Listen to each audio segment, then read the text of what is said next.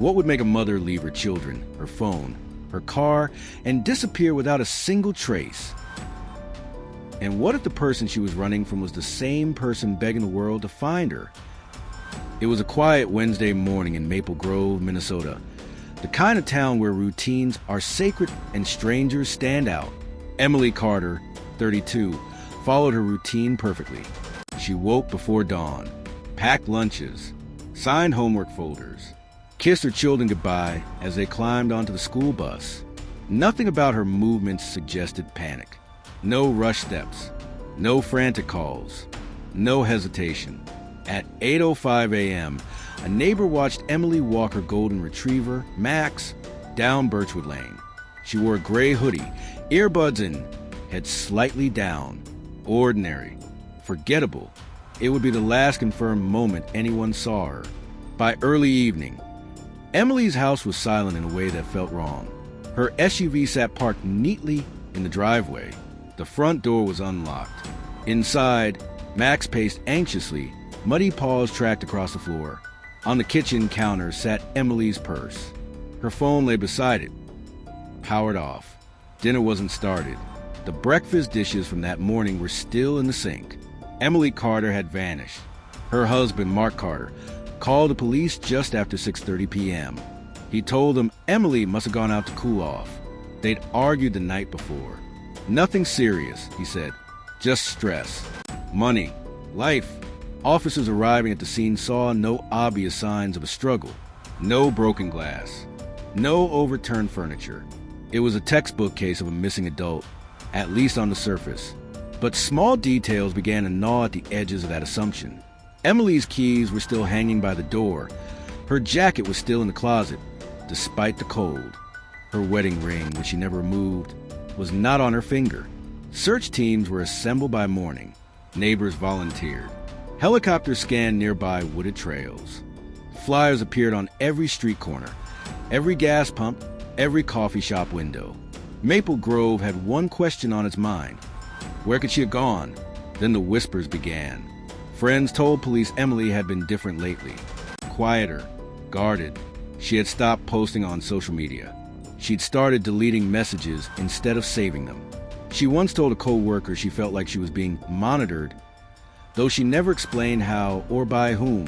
One friend recalled Emily asking a strange, unsettling question just days before she vanished. If someone wanted to disappear completely, how would they do it? Investigators noted it, but they didn't act on it. At first, phone records revealed Emily's last activity ended shortly after a morning walk. No texts, no calls, no GPS movement. One call from the night before had been deleted, an unlisted number. When detectives asked Mark about it, he said he didn't remember, said Emily handled her own communications. His answers were quick, polished, too polished, some thought. 3 days into the search, tracking dogs followed Max's scent to a wooded trail less than a mile from the house, then lost it suddenly near a small parking lot. No footprints, no signs of violence. It was as if Emily had stepped into thin air. The media descended fast. Mark appeared on local news pleading for his wife's return. He used her name often, repeated how much she was loved, how much she was missed. Online, people noticed something else. He never said he was afraid she was dead. Police searched the house again, this time slower, more methodical. In the kitchen, they noticed a patch of tile near the sink that looked newer than the rest. Mark said it had cracked months earlier. He replaced it himself. No blood was visible. Tests came back inconclusive. Still, the unease deepened. Emily's bank accounts went untouched. Her credit cards remained silent. Her passport sat in a drawer home. If she left willingly, she left without resources. So the theory split the town in two. Some believed she was taken. Others believed she walked away, and a few wondered if she was running. But running from what? As days turned into weeks, suspicion quietly settled on Mark. Not because of evidence, but because of absence. No body, no crime scene, no clear explanation. Without proof, police couldn't charge him. Without answers, they couldn't clear him. The case stalled. Winter came. Snow buried the trails where Emily was last seen. Leads dried up. Hope faded. Emily Carter became a name people spoke in the past tense. But here's the question no one asked until much later. What if Emily didn't disappear because something happened to her, but because something was about to? Because 8 years later, during a routine traffic stop over 1,000 miles away, a woman with trembling hands would give a name that stopped an officer cold. And the truth she carried would force police to reopen every assumption they had ever made. What do you think happened to Emily? Did she escape, or was she hiding? And if she ran, who was she really running from? Drop your theories in the comments. Like if the story made you uneasy, subscribe, because the next part of the story changes everything you think you know. The officer almost didn't run the name. It was 2:14 a.m. on a desolate stretch of highway outside Flagstaff, Arizona, when the patrol car's lights flared to life behind an aging blue sedan. The stop was routine, expired tags, nothing more. The woman behind the wheel looked exhausted, older than her years, hands gripping the steering wheel just a little too tightly. When asked for her license, she hesitated. "I don't have one," she said quietly. No wallet, no ID, no credit cards, just a canvas bag on the passenger seat and a single house key on a worn string around her neck. The officer asked her name. There was a pause, long enough to feel deliberate. Emily Carter, she finally said. The name meant nothing to him at first, but protocol required a check.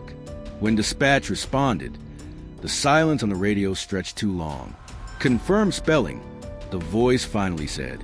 Moments later, the tone changed. "Unit 12, step away from the vehicle." Emily noticed it immediately, the shift in posture, the hand moving closer to the officer's holster, the sudden weight in the air. "Please," she said, voice cracking. "I didn't do anything wrong." She was detained without resistance. At the station, under fluorescent lights, Emily looked nothing like the smiling teacher Frozen on 8-year-old missing person flyers. Her hair was shorter, streaked with gray. Her face carried the kind of fatigue that sleep never fixes. Detectives from Minnesota were notified before sunrise. By noon, the case that had been labeled cold for nearly a decade was burning again. When Emily was told she had been missing for 8 years, she closed her eyes like someone bracing for impact. "I knew they'd still be looking," she said. "I just didn't know how long." She answered questions slowly, carefully, choosing each word as if it carried consequences beyond the room. Where had she been? Different states, different names, cash jobs, no leases, no paper trails. Why had she come forward now? "I didn't," she said. "I got pulled over."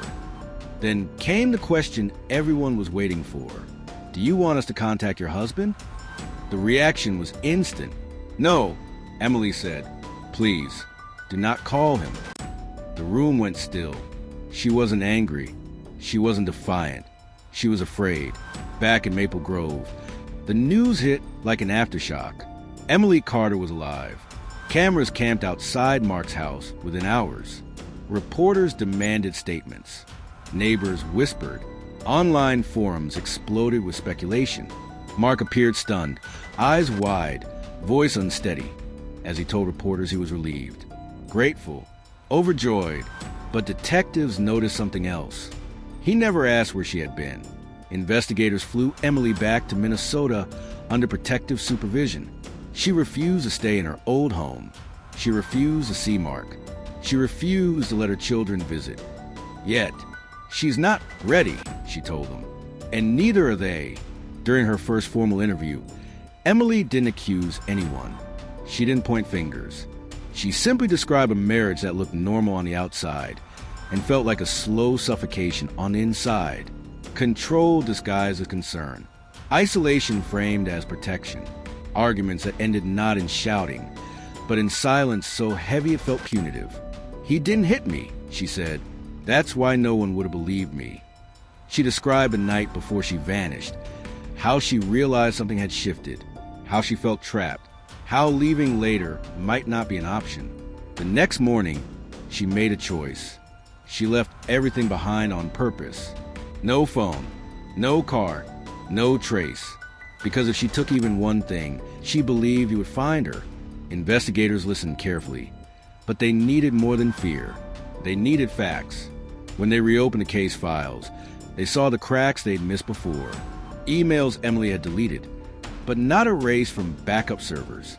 Journal entries written in code. Statements from friends that seemed harmless at the time, but now read like warnings. And then there was Mark. When detectives asked him to come in for questioning again, he didn't hesitate. He welcomed the chance to clear his name. But this time, the questions were different. Why had he accessed Emily's email after she disappeared? Why had he contacted her friends pretending to be her? Why had he searched online for ways to track people without phones? Mark's calm began to fracture. Meanwhile, Emily revealed something she had never told anyone, not even police. She had help leaving, an underground network that specialized in helping women disappear safely. They taught her how to stay invisible, how to avoid patterns, how to survive without being found. They told me if I went back too soon, she said, he'd finish what he started. Investigators followed the trail and found evidence of coercive control that didn't look dramatic, but was devastating in pattern. Still, one question haunted everyone. If Emily had planned to escape, why had there been blood under the kitchen tile? When forensic teams re-examined the house, new testing revealed something the original investigation missed. The blood wasn't Emily's. It belonged to someone else. And suddenly, the case wasn't just about a woman who disappeared.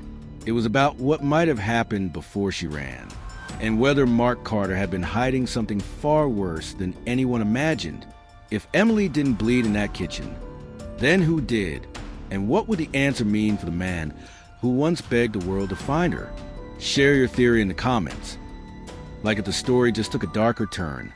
Subscribe, because the last part of the story reveals the truth investigators were never prepared for.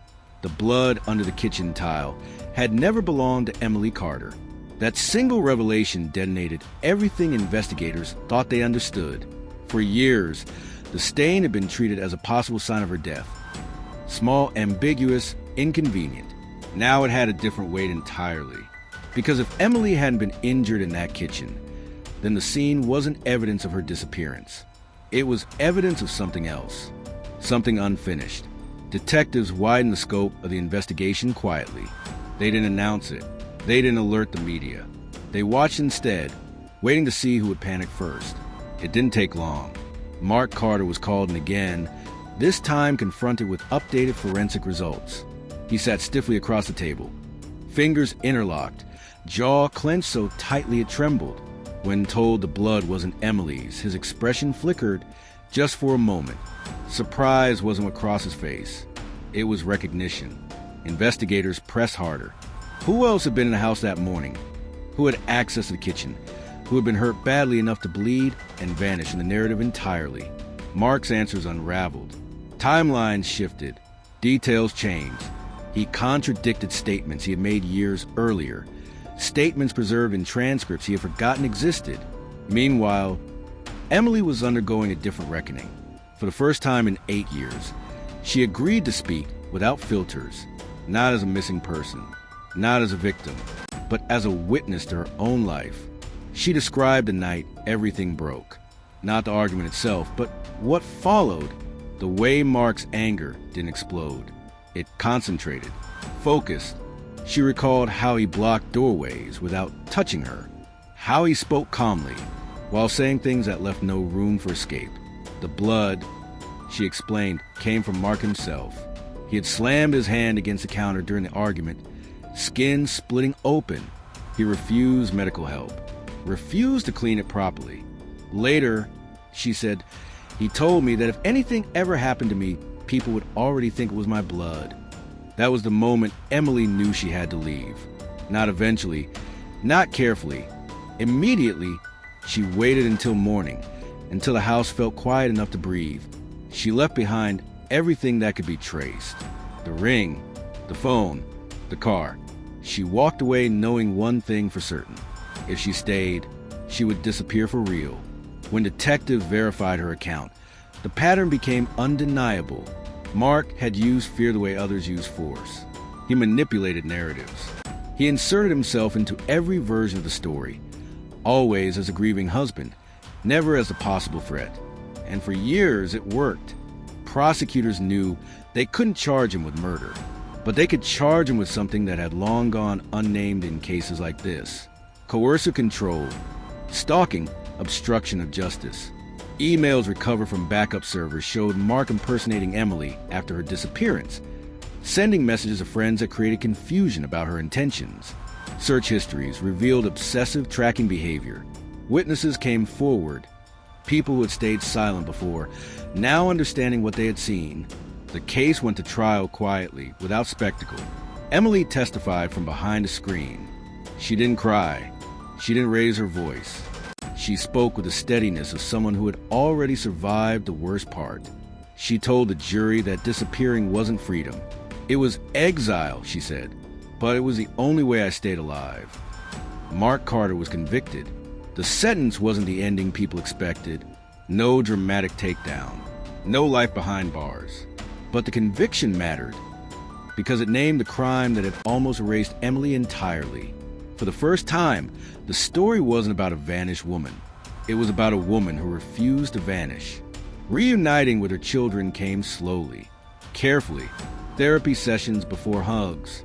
Conversations before forgiveness. Time did what shock never could. Emily didn't return to teaching. Instead, she began working quietly with advocacy groups, helping others recognize danger before it needed headlines. When asked why she finally let the truth come out, she answered simply, because silence protects the wrong people. Today, Emily Carter lives under her real name again, not hidden, not hunted, not afraid, and the town of Maple Grove learned a lesson it never forgot. Sometimes, the mystery isn't where someone went. It's why the world didn't see them leaving. So ask yourself this: how many stories like Emily's never get a second chapter? How many disappearances aren't crimes of violence, but crimes of control? If this story stayed with you, like it made you think differently, comment your thoughts. And if you want more stories where the truth hides in plain sight, subscribe. Because not all survivors are found in search parties. Some survive by disappearing. Until the world is finally ready to listen